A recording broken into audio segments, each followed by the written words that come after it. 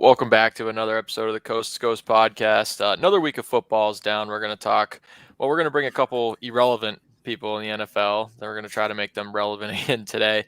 Eric's going to tell us a little bit about some things that we should be paying attention to more in baseball. And we're also going to start a new segment, Would You Rather, which I'm actually pretty excited for. All right, here we go.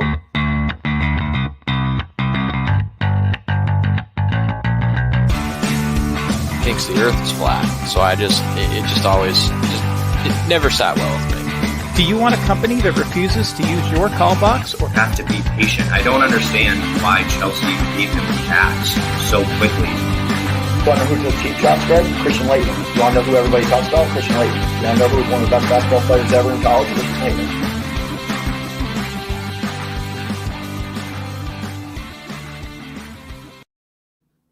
Man, so I was looking at those pictures in that intro video, and the one of us playing cornhole, Phil. So we have a huge conference game Friday afternoon, but at 6 p.m. there's a club on campus that is doing a cornhole tournament, and I'm tempted. When is it? Am I flying out? It's 6 p.m. It's $10 entry, and I feel bad. I can't plug which club I think it's Indigenous Cultures Club or something. Oh, anyways, I'm double in.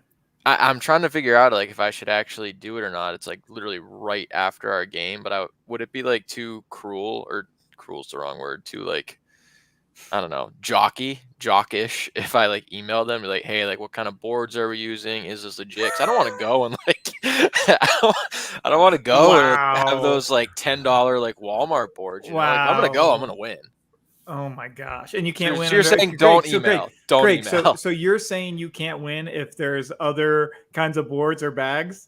Oh no, I'll definitely still win, but it's I just don't want to develop poor habits towards our upcoming tournaments. Okay, I got to tell a short story. So I'm at QuimbyCon, which is Greg's kind of family reunion. They get together and they play. And Greg is kind of livid. He's thinking about going out and buying a cornhole board and set for this event, because he's they're going to play cornhole, but the boards they have are trash. The bags they have are trash. And I don't want to get beat and have people holding it over my head if I get beat by these this terrible board and bag. And Greg, we drive all over town. I'm not kidding. We drove for an hour and a half. And all the boards were sold out. Greg is looking on Facebook pages, trying to see if people are selling boards on Craigslist so he can have a board so he can hopefully not lose to his family members. Doesn't find one. They're all sold out because this is summer. And we get there and we come to the boards, and the boards are terrible. The bags are terrible, right? And Greg's playing, and Greg makes all of his shots in two games. They win in 2 rounds basically because we were only playing to 11.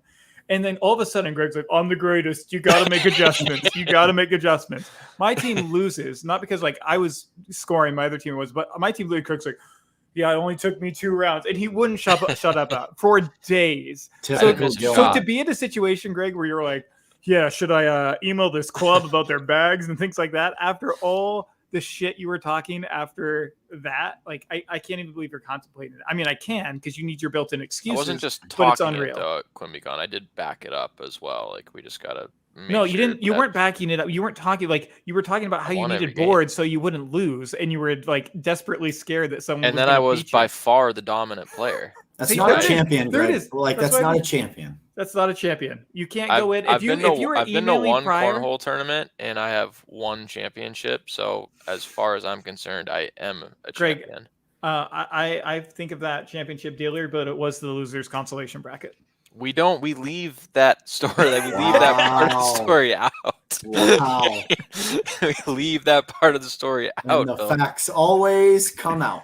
But I will say, at that same tournament I just played in, and I won. So congratulations to a true champion. Thank you, Eric. Thank you. So Greg, no, you don't email them. You show up, you support the Indigenous group hosting a tournament. You give them their money, maybe a little extra, and you play your heart out. And if you win, you win. And if you don't, well, you have a good time because you're playing cornhole.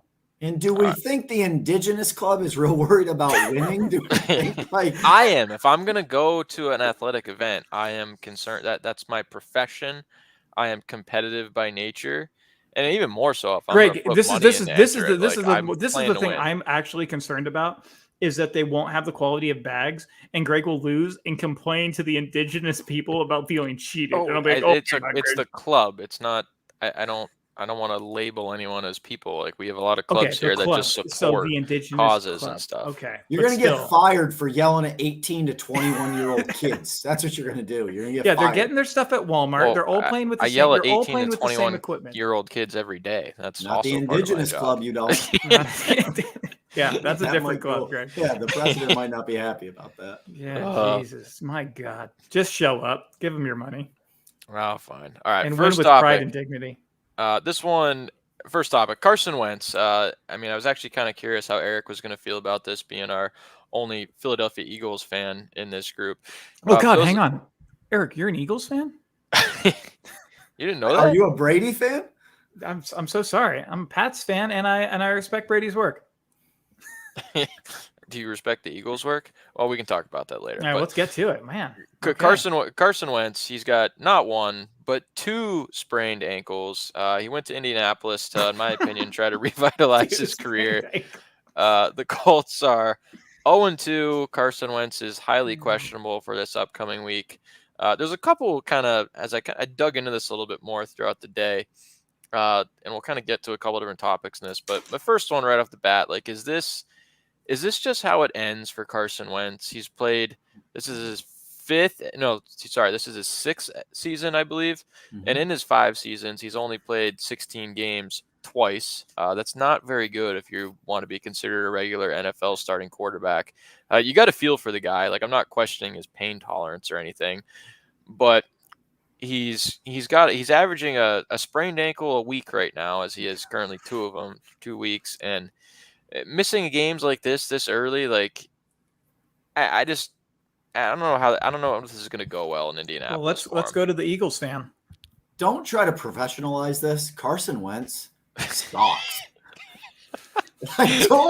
Don't. Let me tell you, you've got a couple topics tonight that, it could be 45 minutes of straight going off. Because anybody that feels bad for Carson Wentz, like, we're not talking about like a Joe Theismann injury here. We're talking about something that could happen by stepping off of a curb. Like, what are you just supposed to do? Like, call the ambulance and like not walk? Can you imagine stepping off a curb and spraining both ankles? He's one of the worst leaders you could possibly have on a football team, maybe in the history of football, based on what he did the first couple of years. Was that almost like heavy. The worst leader. You in the watched history it. of Who's football. the Jets quarterback that got punched by his teammates, and all of his teammates were like, "Yeah, that was good."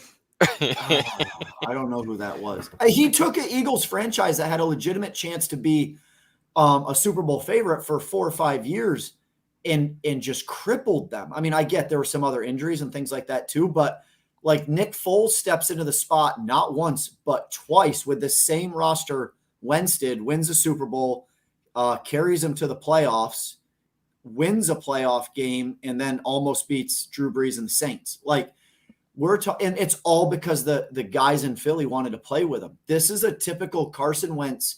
We're not talking about he broke his ankle. He didn't have a Dak Prescott injury where he had to be carried off the field. He walked off the field, and then in the waning seconds of the game where they had a chance to win, Jacoby Brissett, or no, I'm sorry. Jacoby Brissett. That's going to be my next question. Does anyone know who Jacob Eason is? Yeah, Jacob So Eason. Geno Smith was the quarterback that got punched in the face. Yes. So he's holding the trump card for leadership skills. I just want to say. But I think everybody in the Eagles locker room wanted to punch Carson Wentz, but they didn't have any more quarterbacks, so they couldn't. Seriously, I think this is it for him. I don't know if Frank Reich's his dude. That's his best season, when Reich was with Philadelphia and everything, when they went to the Super Bowl that year. And, he was going to win the MVP that year if he didn't get hurt. I think the injury really has affected him, that ACL injury. I mean, it was a bad one. He laid his body on the line. And I was a huge Carson Wentz supporter. I wanted him over Foles. I've still got his jersey. I've contemplated burning it, but I feel like that's disrespectful, in other reasons. But why don't you donate it? I know a club, because I don't know anybody. I don't know anybody that would buy it. I'd have to pay them to take it off my hands. I think he's super nervous about his ACL injury, and I don't think it's something you can come back from. I mean, I've never had a serious injury like that, but there are some people that in any sport can't come back from a serious injury like that. And I don't. Tom Brady tore his MCL thinking? and won a Super Bowl. I'll say this. Carson Wentz, this is the best comparison I can think of, and correct me if I'm wrong, in regards to the question, is this the end? Carson Wentz is like the Lord of the Rings, Return of the King, where you're like, oh, this is over. And you're like, okay, wait, no, we're still going. They're like, oh, no, this is over. And you're like, oh, and you're still there. But you just don't know when it's going to end. But like the best part where it should have been was like the best years are behind him. You're like, this isn't going to, it's over. And maybe it's like little spurts. He just comes in, gets injured. Like, is it over now? No, but it's the same thing every time. And he just can't stay on the field. And some people just can't do it. Whether I'm not going to comment on his play or all the leadership stuff, but like he just can't. He's brittle. He's Mr. Glass from Unbreakable, and he's not.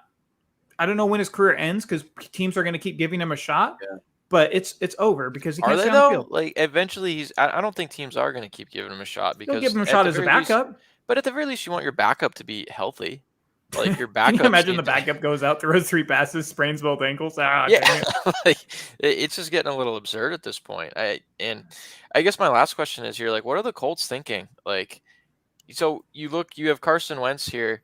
At some point he's going to get hurt, and so like you haven't planned for this like at all, unless Jacob Eason's a stud with it. I don't know about. I didn't even know who he was till I Googled him, and I still don't know who he is. And I'm pretty sure he didn't exactly. I mean, I don't know. Was this a horrendous decision on the Colts' part? I don't think they had a choice. Yeah. I mean, who else? Who else would have they signed? I mean, literally, like Matthew Fitzpatrick was the other guy, or Ryan Fitzpatrick was the other guy to sign. Like, I mean, not Cam bad. Newton. Like, but Ryan Fitzpatrick's out with a hip injury. Like, that's true. I mean, you're talking about age and hips. There's so many jokes you could get into with that. So. I just think they had no choice. Obviously, he had an unbelievable couple of years with Frank Reich. You hope to repeat the magic. Absolutely. Like Joe Flacco had some good years. Man, bring him back. Yeah, they were put in a no-win situation there. That was the guy out there. I mean, honestly, it probably gave him the best chance to win if he did stay healthy. And again, with Carson Wentz, when you're on a new team, again, you don't have a lot of quarterback options for free agency. You're maybe not in a good position in the draft. The question isn't whether or not he's good because Frank Reich has trust in him. It's whether he can stay on the field. And to take that gamble when, like, what else are you going to do, right? Like Ryan Fitzpatrick or someone else, you're like, okay, let's gamble.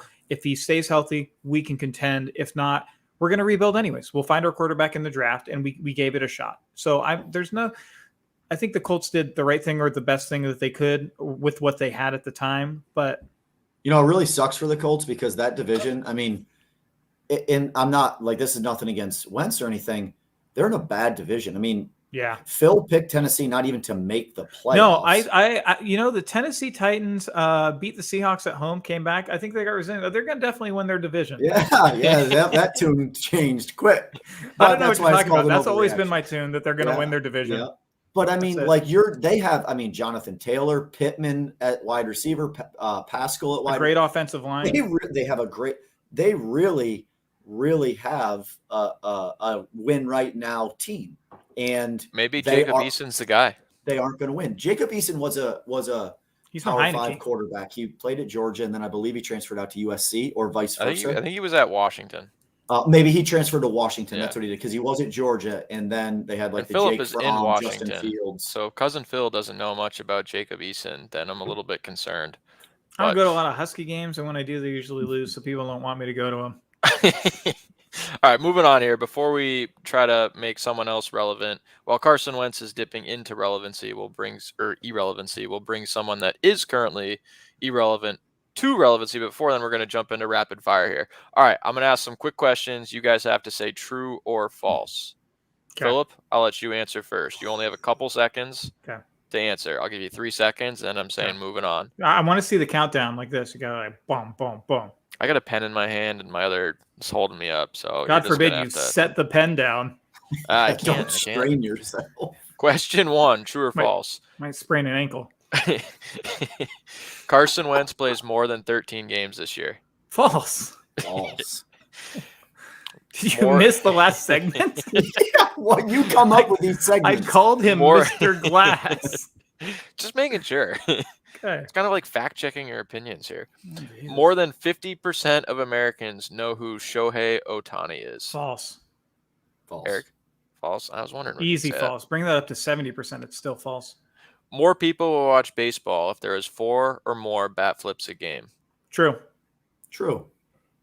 That also involves getting hits to bat flip. You can't bat flip. That's a on lot of home pop-up. runs. We'll touch on that. In a Can you bit. imagine a pop-up? The guy's like, boom. All right. The New York Jets will win 2 or more games this year.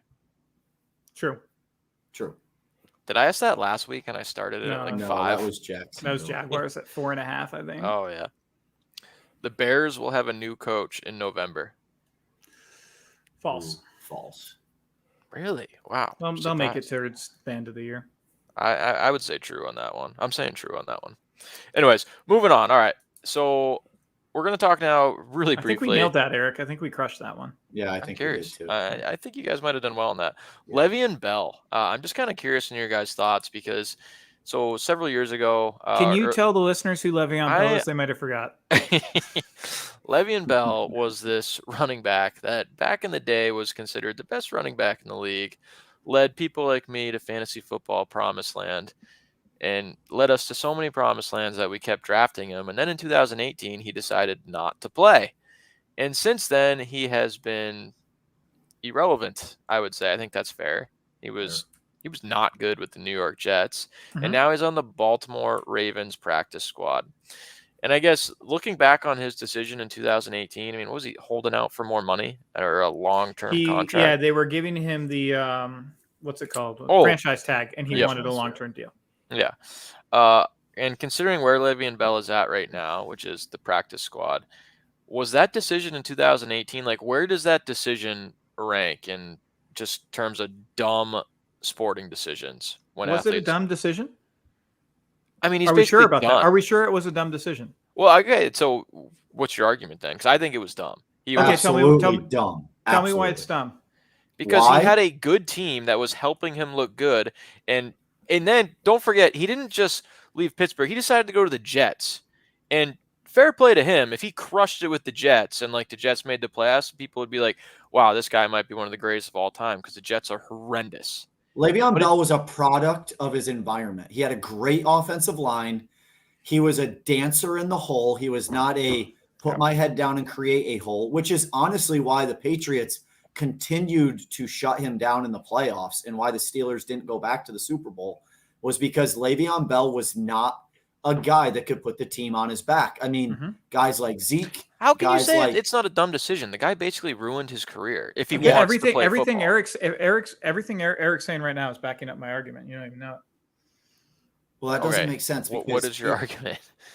It was if he stays in Pittsburgh, they have a chance to continue to go to a Super Bowl. And he's still one of the best running backs in the league. I mean, numbers wise, yes, he was one of the most productive running backs in the league. But you're telling me at that time, you're taking, you did, but like Zeke was better than him. So, Philip, are you going to defend his decision to sit out that year? So this is sacrifice ungodly amounts of money to go to the New York Jets. And keep in mind, he is now on a practice squad. Yeah, with running backs that have all gotten hurt. 3 running backs have gotten hurt in that franchise. Fair. Again, yeah, that's part of my argument. So there's a great book by Annie Duke. If you're not familiar with Annie Duke, she's a professional poker player. She's incredible, phenom. She also studied psychology, and she has a book, and it's called Thinking in Bets. And the core concept of this book is that oftentimes we judge a decision. That glass you're drinking. No, but often I've thought about this all day when I was at work and sober. So oftentimes how we judge a decision is based on the result and not the decision process. And in poker, that is very dangerous, right? Because in poker, sometimes you make the statistically right choice and the decision process is clear, but the odds fall a certain way and you lose. And if you say, oh, I made the wrong decision, you are doing yourself a disservice. The same thing is you can make a terrible decision, but maybe you get very lucky and you go, I made a great decision. And that's how a lot of decisions in our life works. And when we look back at them, it's easy to judge the decision by the result and not the process. And I think that in the case of Le'Veon Bell, we have to take that into account because there's a couple things under the surface that were also going on at the time.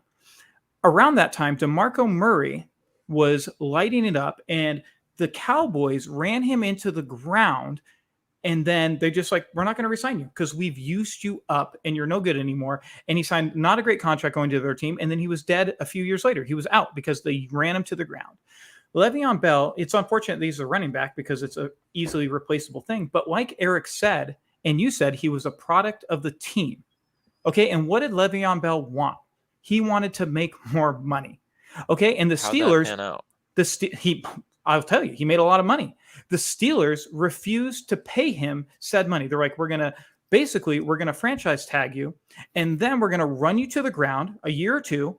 And then when you're no good, we're going to just not sign you. And no other team will want you because no one's going to give a running back at that age, at that things, after how much you've been running, that much mileage on your knees, we're not going to pay you. So Le'Veon Bell made the decision. He's like, I'm holding out because this is a position that you don't get a few opportunities to sign a really big contract. And yes, he held out. And the principle was, I want to get paid and I don't want, like if they're trying to run me to the ground and like respect the talent that I have. And Eric, to your point, when you say he was a product of his environment, if he knows that, he's going to get found out. They're not going to pay him. And he needs to get cashed out before everyone figures out Le'Veon Bell's not that good at football. So okay, you think not Le'Veon Bell? You think I don't know what he Bell, thought, but I know that the Jets paid him $15 million in 2019, and the then same amount that he sacrificed in 2018. No, he didn't. He sacrificed. He got to pay $12,000 in 2017, and I think it would have been similar in 2018. So then in 2020, so the same amount that he sacrificed. $2 million is $2 million, Greg. No, he sacrificed. I understand what Phil's saying. So Eric's following. He made a personal choice. And to Phil's credit here, a lot of these guys have obviously come from nothing and they have a lot of people they need to take care of in their lives. So I understand. I don't agree with the choice because I agree with winning, right? That's what fair. I'm along the lines of. But I do also understand what Phil is saying, especially in a sport where he's getting the ball 25 to 30 times a game. He could be career ended at any hit, every play. Yeah. And I need to take care of the people in my life, especially with these guys that are coming from, Dade County, like growing up with nothing. And you have to understand too, there's people that like get these players through their lives and out, like they keep them out of bad situations. They make sure that, they're taken care of and they're not, you guys are making this out to be like and Eric, no. To keep going off of what Eric, because he played 2 years with the Jets, getting and he got the money. big contract. He's made over $45 million in the NFL now. Like he got paid, and now he's not playing.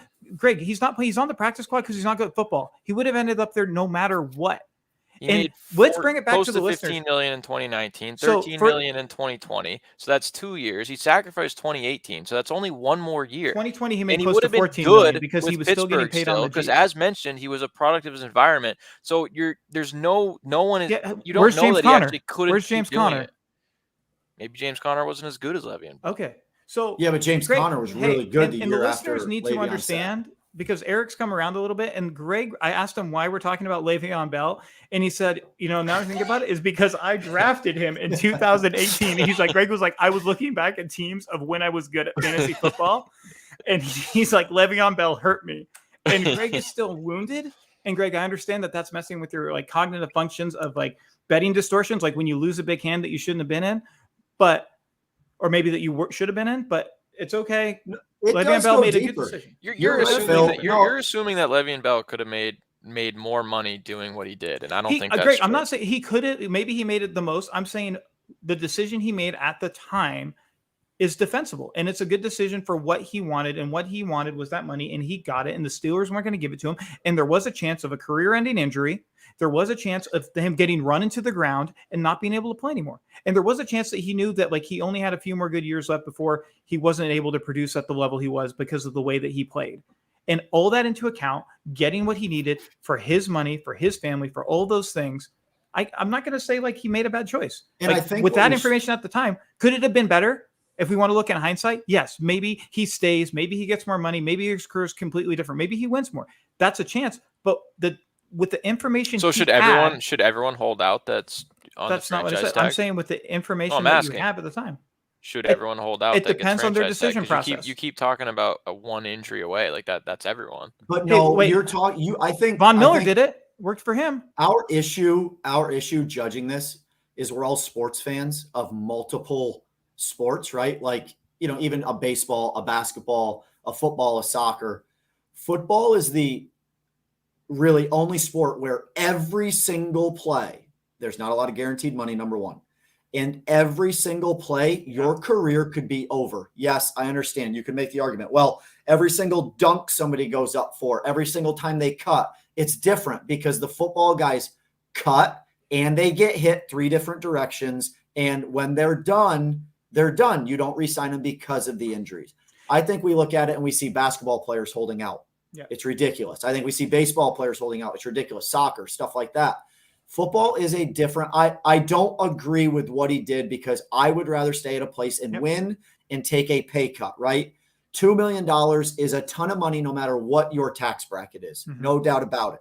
Yep. But in a sense of these guys grow up with nothing and they say, I'm going to take care of my kids. I'm going to take care of the guy that got me through high school. I'm going to take care of my mother because she was a single mom. Like, we're dealing with a lot of different dynamics here that these guys look at. And a player like Leveon Bell, with all the cutting action and things that his game was, he is literally one play away from never playing again. So, and the yes, life I do expectancy at running understand. back is very small. Yes, and it I is do very so, small. So yes, Phil, I do understand what you're saying. Again, competitor, I don't agree with it. I get that. But in life, I would probably have to sit back and say to myself, I'm one play away from not making, an extra $40 million. And Greg, you want to say, like, should everyone hold out? Almost, yeah. Because I don't agree with the franchise tag in general. Yeah, exactly. The franchise reason. tag, the NFL is an owner-run league. We saw that because they just got an extra game on the sport that could end on any career. And it's like the franchise tag is like the protection for the owners. It's insurance for them to not have to pay people a lot in case they get injured and all these other things. And the money's barely guaranteed. It's so unfair for the players. And I want players to hold up, like what Kirk Cousins did, like pushing for guaranteed money, what Von Miller did, what Le'Veon Bell did. We need more players of higher stature doing stuff like that and fighting for like negotiations and their players' rights to get rid of stuff like the franchise tag, to make that money all guaranteed, to protect them. And so I think they should. And again, with that, the stuff, I totally get what Eric's saying. If you're a competitor, you want to win, you want to do that. Yeah, absolutely. Stay in Pittsburgh. That's your best chance. Not the Jets. I might feel differently about this if he didn't go to the Jets and absolutely sucks. I think he set himself up for failure. And as I previously whenever you go to the Jets, you're setting yourself up for failure, but they gave him the most money. My 2018 fantasy football team was just destroyed with one decision. And it wasn't just destroyed. It was like every week I held out hope. I'm like, come on. What pick did you take him with? It had to been like the second. The 1-1? Oh, no. First round. Okay. 4th overall, I think. Maybe it was 3rd. Hey, Greg, don't get mad at Le'Veon because you're a bad football manager. Man, how was I supposed to know he wasn't going to do that? Plus, I honestly thought the Steelers would relent, but whatever. All right, moving along here. I want to make sure I pronounce this right. Shohei Ohtani in baseball. And we were kind of texting about this a little bit. I mean, we've talked about him before. I think we talked about him a little bit last year, but this dude's like historic in baseball. And I mean, you guys said it earlier. I asked true or false, more than 50% of Americans know who he is. And I think you both said false, right? Yeah, you put that 70 and I'd say false. I mean, that's amazing to me because he's doing some things that just haven't been done since people like Babe Ruth. And growing up, I think I would bet more than 50% of Americans know who Babe Ruth was borderline a century ago. 90%. 90%. And we have like the same kind of legendary performance going on that Babe Ruth did happening like right now. Not some differences obviously, but in terms Seasons. in terms of like context and ability, like we haven't seen someone that can do both things since Babe Ruth. And I think most people most people also don't know Babe Ruth pitched. Well, I guess I'm just be fair. No, but like a century ago, I would argue that like higher than 90% of America knew who Babe Ruth was. Well, and here's the thing too. Still, I asked my wife this before we came on. We were having dinner. I was like, "Do you know who Shohei Ohtani is?" And she's like, "Just blank stares. I have no idea." I was like, skater. Do you know who do you know who Barry Bonds is? Do you know who Mark McGwire is? You know, yeah, I know who all those guys are. And it's just like how this person's having this historic season. There's something that hasn't been done since Babe Ruth, when they smoked cigars, ate hot dogs. Black people weren't allowed to play, and they threw underhand. Like since that time in baseball. Like they threw underhand. Man, Like, I was somebody all just in on threw this. underhand. Sometimes they Where's would this set up coming from? T-ball. So Eric, you have to make it make sense to me. How can someone be having a season like this? Like, because like again, like that home run race, everyone was talking about it. It was on the news. Like, how is every home run he's hitting not daily news? How is every win he's not getting in baseball, every strikeout not talked about? Why do we not care? So looking up this for everybody that doesn't know, I'm coach baseball for a living. Baseball is my passion. I personally think it's the greatest game in the world. I think it's the closest sport to real life in the world because of all the failure that you have to go through, which I'm going to touch on with. I have a fact section and I have an opinionated section. Only opinions here. We don't. Yeah, they don't overlap. I read from Gallup, yeah, which started doing like statistics and things like that in 1937. Jeez. This was in 2019, so we're 2 years. Were they still throwing underhand then, or? By the way, they were not. No, it's not softball. There are 9% of people in the country that have picked baseball as their favorite sport. Now we're talking probably 50 years ago, maybe even 30, that baseball was probably majority of kids, especially favorite sport that they played. The average age of a major league viewer is 56 years old, and 7% of the audience is under 18 years old. Wow. Guys, I don't know about you, but this is a country that is getting younger, right? In a sense of social media, Yeet. what the new in style is like kids have a huge impact on what is going on in the country today. If our kids aren't watching baseball, if they're not promoting a guy like Shohei Ohtani, nobody's going to know. And the media doesn't do a great job of it because I think now you're getting out of that baseball golden age where everybody grew up playing Little League, everybody played high school, blah, blah, blah. You didn't have to be a college player, to understand the game and everything. And flat out, baseball is by far the most boring sport to watch. And Major League Baseball is not helping it. It's trying with how long the games are. They're trying to speed up. You don't have as many mound visits. The catcher can't go out as much. There's time in between pitches. Need more bat flips. The game in itself, with the bat flips and how it's played and things like that, the batting averages are down. The most fun thing for any kid to do, right? Like I go out and I play with Austin and Jackson, my 3-year-old twins. The batting averages are down. Can we get everyone to stop swinging for the fences? But that's my point. Like, what happened to fundamental hitting? Like hitting the other way. That's not. So you have a bunch of it's too much to get into as far as like a segment like this because of time.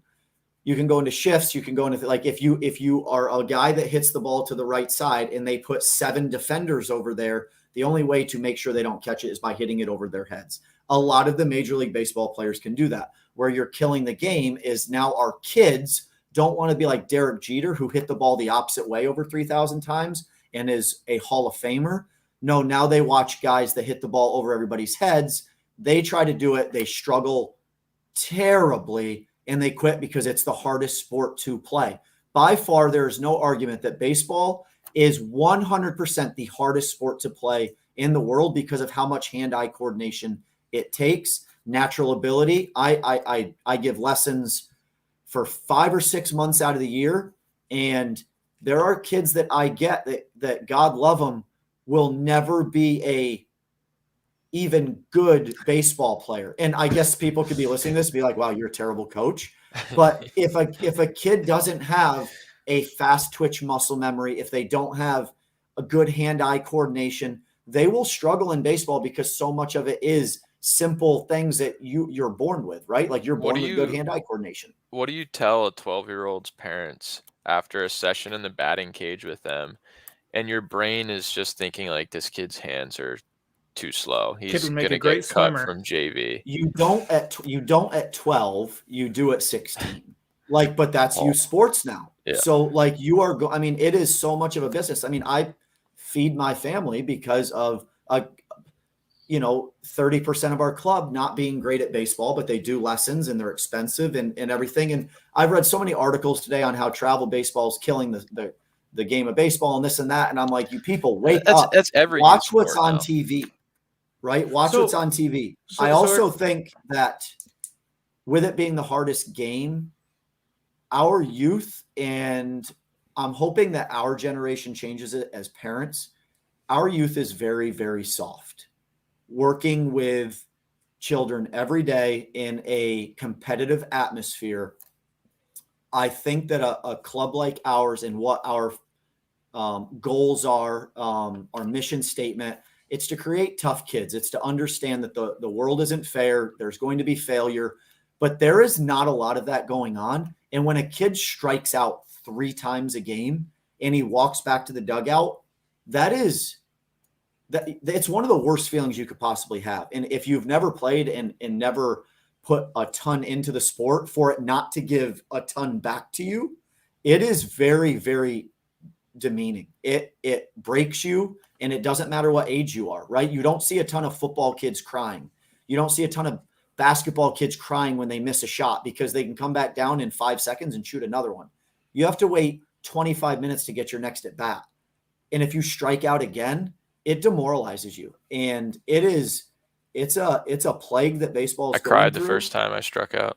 I'm sure you True story. I'm sure you did. But Timmy it's McDonald struck me out.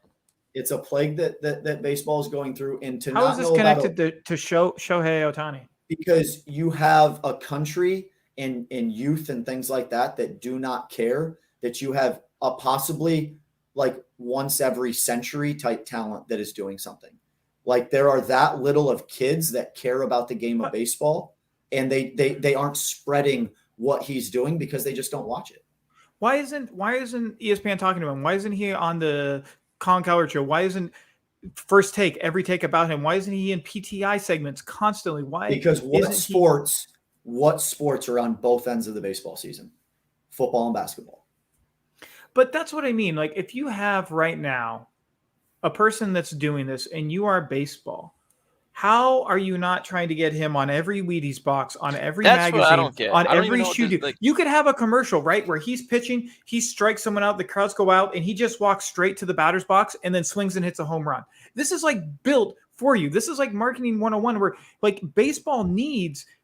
I don't know what, like you said, baseball's dying. It's 56 and over demographic. 18-year-olds and under aren't watching it, and you have this person, foreign born, pitching and hitting. Handsome dude, just knocking out of the park. Like, if Ohtani can't get people interested in baseball, is it dead? That's the does issue. that just mean it's dying? How many 56-year-olds do you know that use a ton of social media? Like not just Facebook. I actually don't even consider Facebook like a social media platform anymore, because I feel like it's just a bunch of people that went to high school together that are in the older demographic, and they just catch up. Like the game of baseball.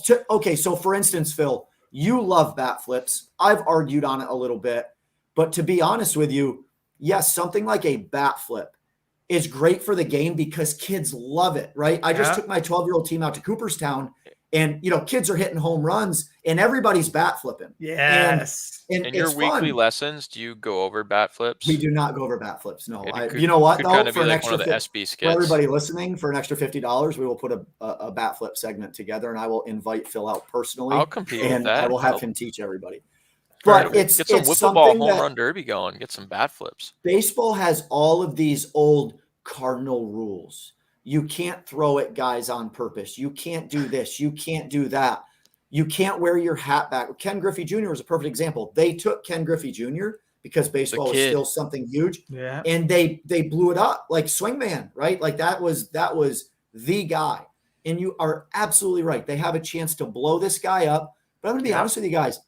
They had a chance to blow up Mike Trout. Yeah. Okay. I think part of it might be they play for the Angels. It's a West Coast. Nobody sees it because it's 10 o'clock Eastern time when they're playing. I don't think that helps. But ESPN, everything like that, does not want to put Shohei Ohtani on their clip when they could talk about LeBron, Tom Brady, and all these guys. It's just not interesting enough. And they have to say, I want viewers to listen. And 60-year-olds aren't listening to Colin Cowherd.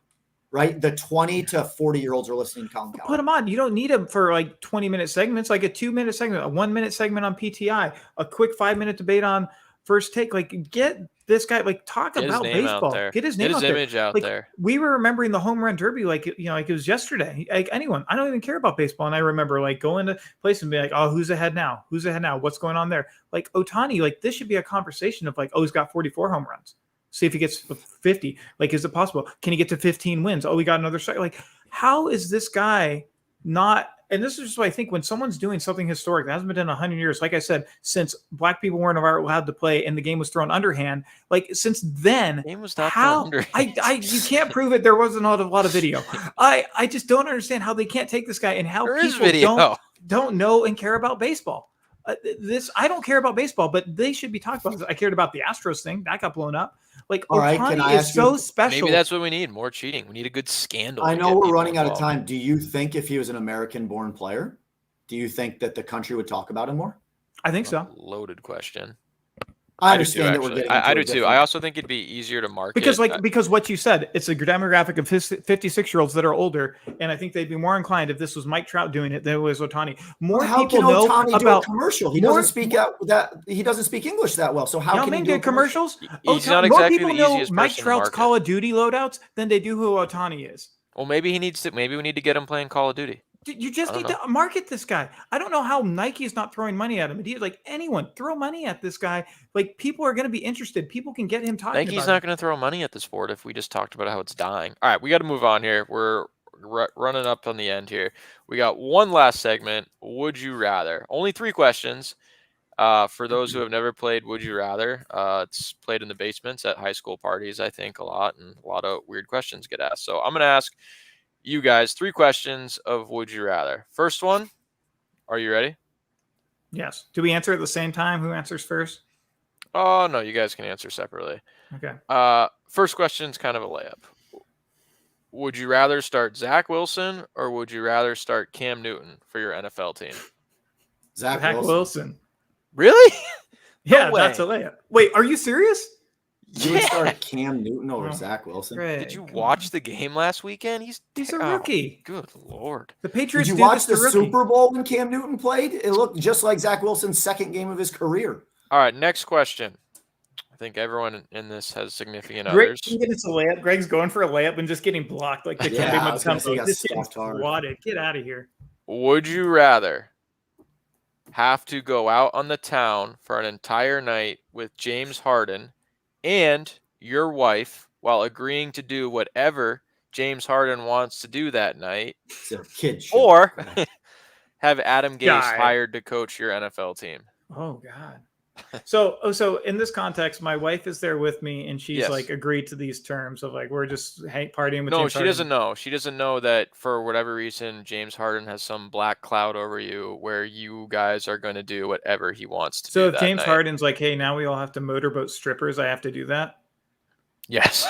Well, then I have to hire Adam Gase because that's Yeah. not out of the realm of possibility. Yeah, no, Adam's running the Eagles. Adam's on the Patriots. Oh God. I'm All sorry. right, last question. You are forced to sit in a college philosophy class for an entire semester that meets 4 times a week. Would you rather it be taught by Kanye West or Kyrie Irving? Oh God. Wow. Kanye, Wow. because I haven't listened to his preaching near as much as I've had to listen to Kyrie's. I thought that was a good one. No, I think I'm gonna go with like Kyrie, just because like Kanye's.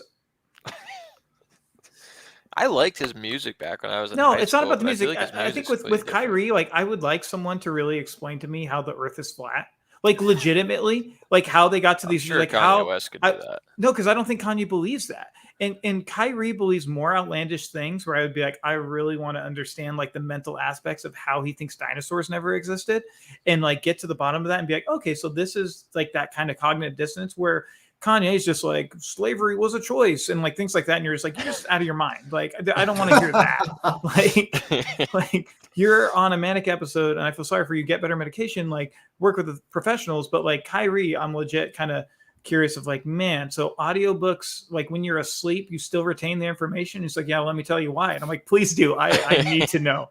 So I would sign up for Kyrie's class. I would pay money. I would just be, because I would just be intrigued, like almost like a social experiment study of like taking notes and being like, I'd read a paper on it. It'd be great. I said 4 days a week for an entire semester. I'm in. That's a Man, I have so many questions. I actually last week I Googled how, because I was just curious, like what do flat earthers think? Where do they think the sun goes? And what I learned was since it's flat, it works as a spotlight and it just kind of circles around where it's shining. But I didn't know that. I was like, how do they think? What do they think? And that's what they think. I was like, well, I guess if that's what you think, that makes sense in your mind. It doesn't explain how, like, you know, Alaska has days that I have like dark for 24 hours and, you know, but still I could get behind it. And I'm just curious about that stuff. So I would have so many questions for Kyrie. I would love it. I thought that question might be a good one. All right, that's our show. Thanks for listening this week. Be sure to tune in. We're on iTunes, Spotify, basically anywhere you get podcasts. And back to our normal hours next week. That's Monday. We're live on Facebook and YouTube. It's 9 o'clock Central Time, 10 o'clock Eastern Time, 7 o'clock West Coast Time. All right, thanks for listening.